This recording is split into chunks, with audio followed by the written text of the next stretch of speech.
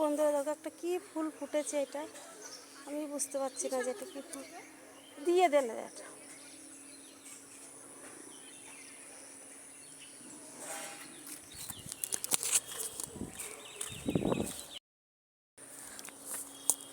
এই যে এই গাছটা নাকি খুব দামি, সবাই বলে যে এটা এই গাছটা কি গাছ, খুব দামি গাছ। দেখো বন্ধুরা এই গাছটা দেখো, এখানটা কত জঙ্গল, দেখো সব জায়গা কিনে কিনে রেখেছে।